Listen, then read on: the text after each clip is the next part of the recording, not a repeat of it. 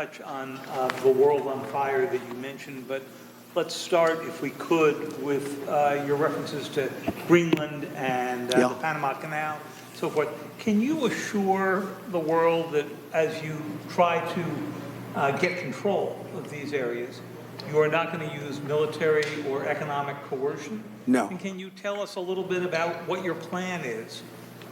Are you going to negotiate a new treaty? Are you going to ask the Canadians to hold a vote? What is the strategy? Yeah, I can't assure you, you're talking about Panama and Greenland. No, I can't assure you on either of those two. But I can say this, we need them for economic security. The Panama Canal was built for our military. I'm not going to commit to that now. It might be that you'll have to do something. Look, the Panama Canal is vital to our country. It's being operated by China. China. And we gave the Panama Canal to Panama. We didn't give it to China. And they've abused it. They've abused that gift. It should have never been made, by the way. Giving the Panama Canal is why Jimmy Carter lost the election, in my opinion, more so maybe than the hostages. The hostages were a big deal.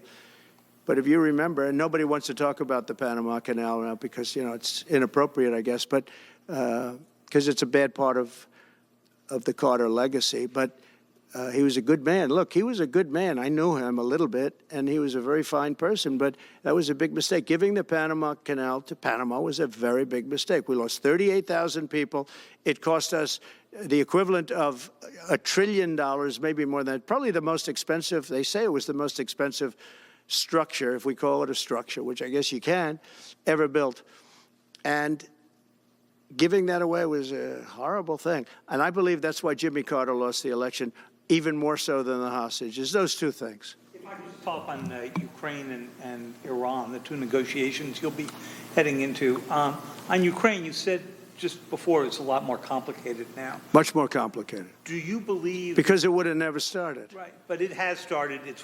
Well, not only started, the cities are largely knocked down. So you've got what you've got. At this point, to hold on to leverage in dealing with President Putin, would you make a commitment to the Ukrainians that you will keep supporting them during the negotiations? Well, I wouldn't tell you if that were the case. Would you make a commitment to provide a security guarantee if they do enter into an armistice or a ceasefire along the lines that the French and the Germans? So, you know, a big part of the problem was Russia for many, many years, long before Putin said you could never have NATO involved with Ukraine. Now, they've said that. That's been like written in stone. And somewhere along the line, Biden said, no, they should be able to join NATO. Well, then Russia has somebody right on their doorstep, and I could understand their feeling about that. But there were a lot of mistakes made in that negotiation. And when I heard the way that Biden was negotiating, I said, you're going to end up in a war. And it turned out to be a very bad war. And it could escalate. That war could escalate to be much worse than it is right now. They can never join NATO. Well, my view is that it was always understood. In fact, I believe that they had a deal, and then Biden broke it. They had a deal which would have been a satisfactory deal to Ukraine and everybody else, but that Biden said, no, you have to be able to join NATO. And that's always been, and nobody knows more about NATO than I. You know, years ago when I first started this, I didn't know too much about NATO, but I got it right anyway. I said they're taking advantage. I'm the one that got, and the Secretary General was here, as you know, 2 weeks ago, saying that if it weren't for me, NATO wouldn't even exist right now, because I raised from countries that weren't paying their bills. At that time, 28 countries, 20 of them were not paying their bills, 21 to be exact. They weren't paying, or they were paying a very small portion. And I raised over $680 billion. That was the number he gave, by saying, if you don't pay, we're not going to protect you. And as soon as I said that, the money came pouring in. But Obama could have said it.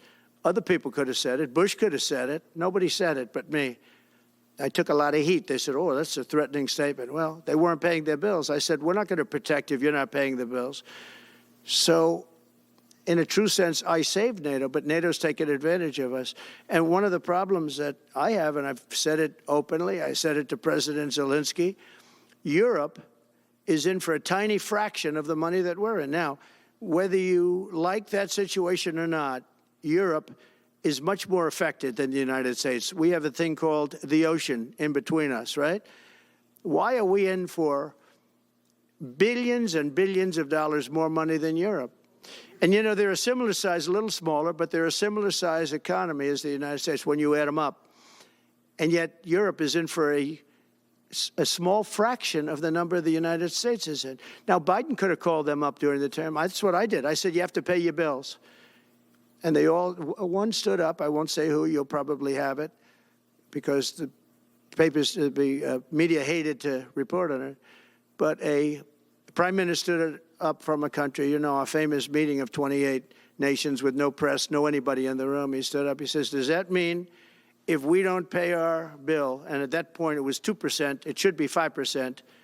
It should be 5%, not 2%. But at that point it was 2%. But many people didn't pay. Some people didn't pay anything. But many people were way, including Germany. Germany was at less than 1%. You're going to press for 5%? Well, I think NATO should have 5%, yeah. Well, you can't do it at 2%. I mean, at 2%, every country, if you're going to have a country in a regular military, you're at 4%. I think they should be, you know, they're in dangerous territory. I think it should be, they can all afford it, but they should be at 5%, not 2%. I'm the one that got them to pay 2%. But a gentleman stood up, a prime minister stood up, and he said to me, sir, could I ask you a question? You're saying we have to pay our bills. If we don't pay our bills, will the United States protect us from Russia? I said, if you don't pay, you mean you're delinquent? He said, yes. He said, if you're delinquent, we will not protect you. I took a lot of heat. Although it was somewhat closed door, I took a lot of heat from the media. And you know what happened? The money started pouring in. That's why NATO has money. And the Secretary General said it was the most incredible thing he had ever seen in a negotiation. Now, if I would have said, yes, we will, nobody would have paid. If I would have loved to say, yes, we'll protect you even if you don't pay. But that's not the way life works. Mr. President, two questions related to each other.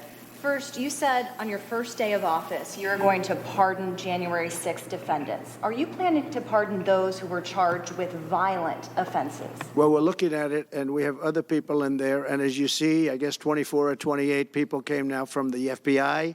That came out very quietly. Nobody reported it, but they had people in some form related to the FBI. They had 4 or 5 people that were strongly related to the FBI. We have to find out about that. We have to find out about Hezbollah. We have to find out about who exactly was in that whole thing, because people that did some bad things were not prosecuted. You know, I see it all the time, and you see it too. People that were doing some bad things weren't prosecuted, and people that didn't even walk into the building are in jail right now. So we'll be looking at the whole thing, but I'll be making major pardons. Yes, please. Sorry, just one more follow-up. Good afternoon, Mr. President. Please. On Jack Smith's report. Good afternoon, Mr. President. It's good to see you again. 2 questions about Syria and the ongoing war in Gaza. About Syria, the Pentagon disclosed last month the U.S. has some 2,000 troops in Syria. That's almost double the number initially we were told of 900. Will you keep that troop capacity the same upon taking over? Well, I won't tell you that because that's part of a military strategy, but I will say it was Turkey. Turkey's been after that country in different names and different forms and shapes for 2,000 years. Those people that went in are from Turkey. And President Erdogan is a friend of mine. He's a guy I like, respect. I think he respects me also. He's the one that didn't go after certain people after I requested that he not. You know who I'm talking about, the Kurds. I don't know how long that's going to, because they're natural enemies. They hate each other. But he didn't do that yet. And he didn't do it in the past also.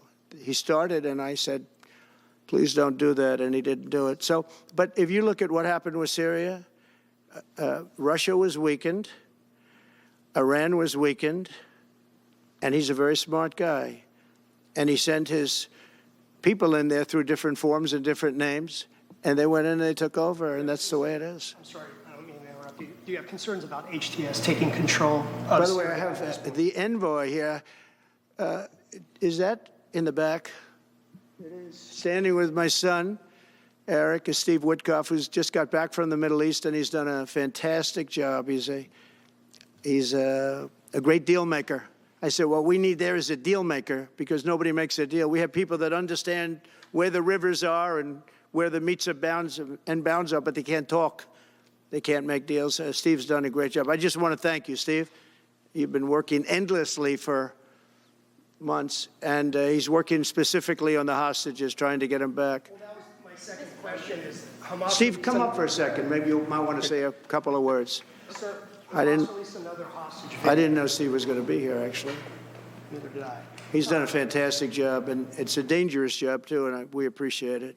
He didn't know about this kind of danger and the other deal-making he does. Now he sees a lot of big danger. Come on up, Steve. Mr. President, can I ask you the second part of that? Hamas Yeah, released just one another second, hostage please. video. I'm going to give you a little report on the hostages, if I can. Steve? Thank you very much. Thank you, Mr. President. Wow. Well, I think we're making a lot of progress, and I don't want to say too much because I think they're doing a really good job back in Doha. I'm leaving tomorrow back to go to Doha, but I think that we've had some really great progress, and I'm really hopeful that by the inaugural, we'll have some good things to announce on behalf of the president.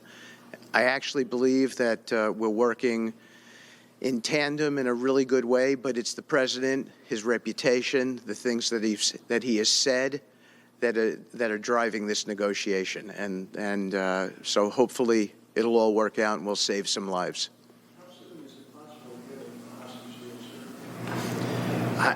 I believe we've been on the verge of it. I don't want to discuss sort of what's delayed it. There's no point to be negative in any way. But I think it's the president, his stature, what he said he expects, the red lines he's put out there, that's driving this negotiation.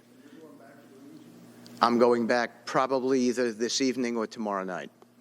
Are you confident there'll be a deal before January 20th, or is that something that's likely to happen, if there's a deal even at all? And we've been hearing this now for the better part of... I know. since October. I would say... They better be. Right. I would say that the president is exasperated. I don't want to talk for him, but look, I don't know anyone who delegates better than President Trump. He gives us a lot of authority to speak on his behalf, and he exhorts us to speak emphatically.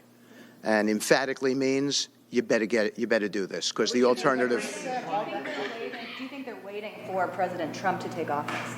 No, I think they heard him loud and clear. Better get done by the inaugural. But when you say all hell will be Before I paid, take or office. that all hell must be paid if they don't release the You know what that hostages. means, don't you? Well- Do I have to define it for you? Look, all No, I know hell you're not will gonna break out. telegraph If what- those hostages aren't back, I don't want to hurt your negotiation.